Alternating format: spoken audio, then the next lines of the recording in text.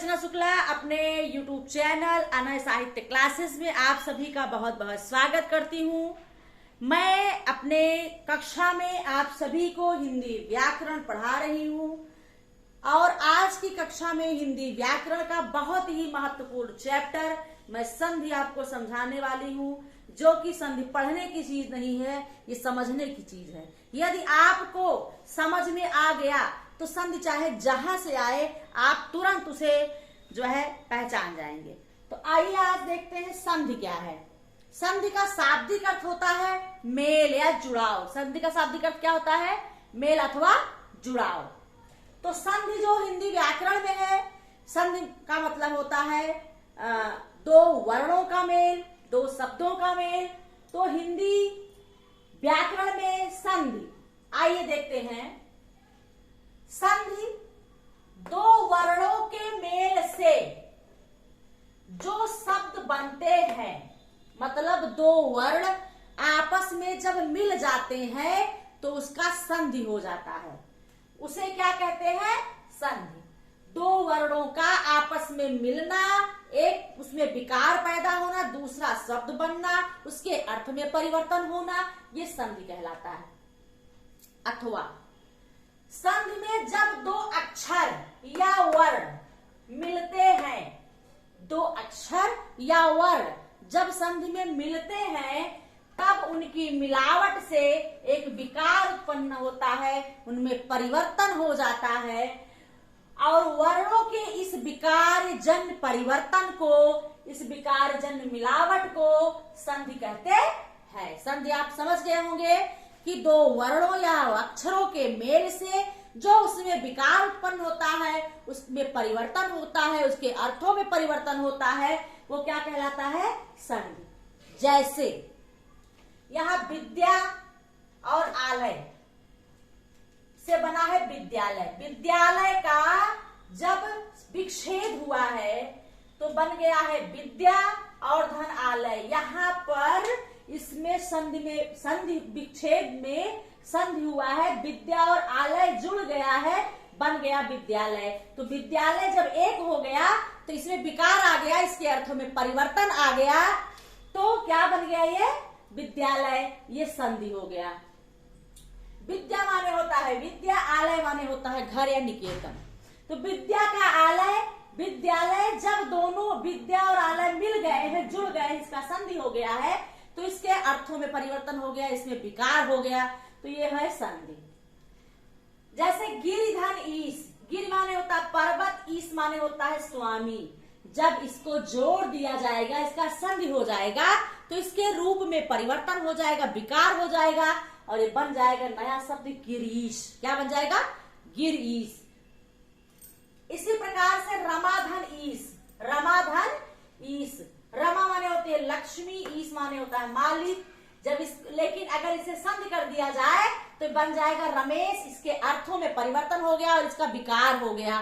तो ये है संधि, जो दो शब्दों या वर्णों के मेल से, दो वर्णों के मेल से, दो अक्षरों के मेल से एक नया शब्द बनता है, उसके अर्थों में परिवर्तन होता है, उसे क्या कहते हैं?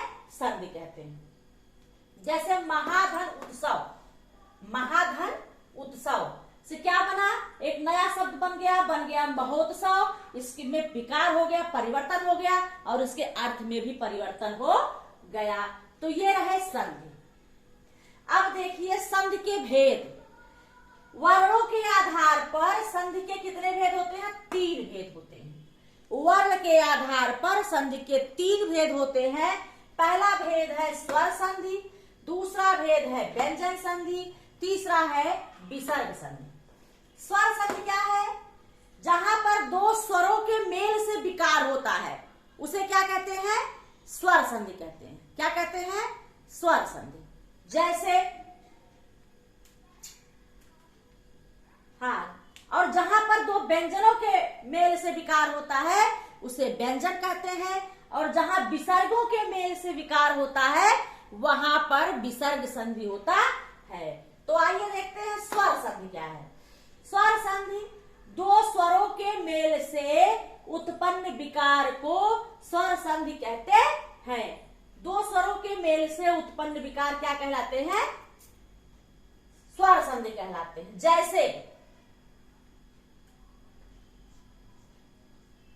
यदि, धन्य, आपी, यहां दो स्वर है, यहां द में ई है और आपी में आ है। जब ई और आ मिलता है तो बन जाता है या। तो इसके स्वरों में क्या हो गया, विकार हुआ, परिवर्तन हुआ, दोनों आ और ई मिलके बन गया या। तो ये बन जाएगा यद्यपि। क्या बन जाएगा, यद्यपि। ठीक, जैसे सुरेश, सुर, धन, ईश बराबर क्या बन जाएगा, सुरेश। तो यहां पर रा में क्या है, आ है, यहां दूसरे शब्द के पहले में ई है, बन गया क्या, ए। ठीक, तो सुर, धन, ईश बराबर क्या हो जाएगा, सुरेश। तो यहां पर स्वर संधि में दो स्वरों के मेल से विकार उत्पन्न हो गया, आ और ई के मेल से ये बन गया। यहाँ पर क्या हो गया, स्वरों के मेल से विकार हुआ, तो ये स्वर संधि है। और एक उदाहरण बता देते हैं आपको, जैसे महिष, धन, ईश, महिष। तो यहां पर भी दो स्वर है, पहले शब्द के अंतिम में आपको स्वर निकालना है और दूसरे शब्द के प्रारंभ में स्वर निकालना है। दोनों ई है, तो हमने आपको बताया था ये दोनों एक ही वर्ग के हैं, आगे बताएंगे। तो ये हो गया, ये है महिष। क्या बनेगा शब्द इससे, महिष। तो स्वर संधि में जब दो स्वर आपस में मिलते हैं, उसके रूप में परिवर्तन हो जाता है, उसमें विकार उत्पन्न हो जाता है, वो स्वर संधि कहलाते हैं। जैसे देवेंद्र, देव, धन, इंद्र, इसमें भी दो स्वर मिलके विकार उत्पन्न हुआ, आ और ई मिलकर के क्या बने हैं, ए, तभी तो बनेगा देवेंद्र।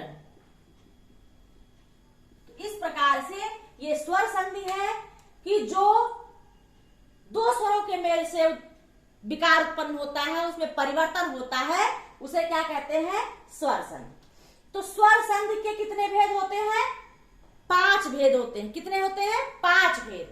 पहला है दीर्घ स्वर संधि, दूसरा है गुण स्वर संधि, तीसरा है वृद्धि स्वर संधि, चौथा है यल स्वर संधि और पांचवा है अयादि संधि। तो ये स्वर संधि के 5 भेद हैं। स्वर संधि आपको समझ में आ गया होगा कि जब दो स्वर मिलते हैं, उसमें विकार होता है, एक नया शब्द बनता है, वहां पर क्या हो जाएगा, वहां पर हो जाएगा स्वर संधि।